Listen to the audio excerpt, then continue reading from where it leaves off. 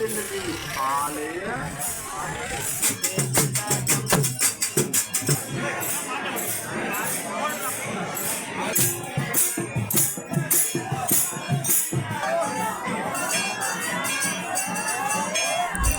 சொந்தங்களே. இன்று ஈழத்தில் செல்லசன்னதி ஆலயம், அன்னதான கந்தன் என அழைக்கப்படும் செல்லசன்னதி ஆலயத்தின் கொடியேற்ற நிகழ்வு இன்று வெகு சிறப்பாகவே நிறைவு பெற்றிருக்கின்றன.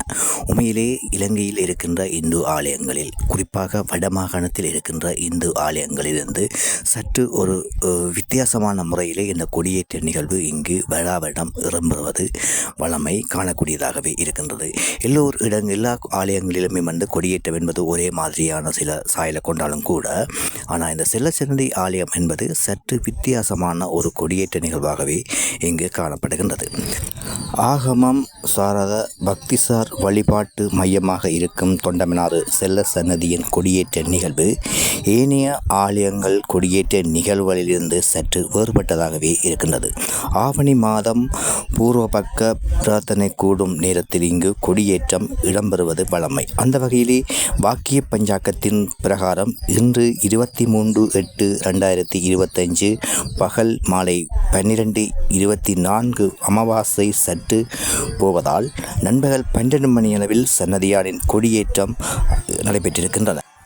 பெருமளவான அடியவர்கள் யாழ்ப்பாணத்தில் மட்டுமல்லாமல் அனைத்து மாவட்டங்களிலிருந்தும் சன்னதியாரின் அடியவர்கள் இங்கு வருகை தந்திருக்கின்றது மிகவும் ஒரு பெருமைக்குரிய விடயமாகவும், எமது கலை கலாச்சார விழுமியங்களை பின்பற்றி ஆலயங்களுக்கு நிறைய நீண்ட தூரங்களிலிருந்து நீண்ட வெளி மாவட்டங்களிலிருந்து கூட இங்கு வந்திருக்கிறார்கள். அது பெருமைக்குரிய விடயமாகவே இருக்கின்றது. செல்ல சன்னதியார் என்றால் எந்நிதியும் தருவான் சன்னதியார் என்று சொல்லப்படுகிறது. உண்மையிலே இந்த செல்ல சன்னதியார் தமிழர்களுடன் வரலாற்றில் தமிழர்களுடைய பாரம்பரியங்களில் ஒன்றி பிணைந்த ஆலயங்களில் இதுவும் ஒன்றாகத்தான் கருதப்படுகின்றது. இலங்கை வாழ் தமிழ் மக்கள் என்றதுக்கு அப்பால உலகளவு ரீதியில் உள்ள தமிழ் மக்களின் மனங்களில் இடம் பிடித்த இலங்கையில் குறிப்பாக வடமாகாணத்தில் உள்ள ஆலயங்களில் இதுவும் ஒன்றாகத்தான் இருக்கின்றது. செல்ல சன்னதியான் ஆலயம் என்பது அனைத்து தமிழ் மக்கள் மட்டுமில்லாமல் அனைத்து இன மத மொழி கடந்த மனங்களிலும் பதியப்பட்ட ஒரு ஆலயங்களில் இதுவும் ஒன்றாகத்தான் இங்கு கருதப்படுகின்றது. உண்மையிலே இன்றைய கொடியேற்றத்தை பார்க்கும்போது நிறைய பக்தர்கள், வளமைக்கு மாறான நிறைய பக்தர்கள் ஒன்று கூடியிருந்தார்கள்.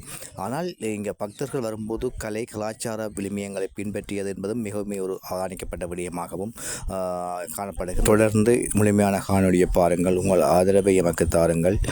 முழுமையான காணொலியை தொடர்ந்து பார்த்து உங்கள் ஆதரவை தந்து உங்கள் கருத்துக்களையும் பதிவிடுங்கள். நன்றி.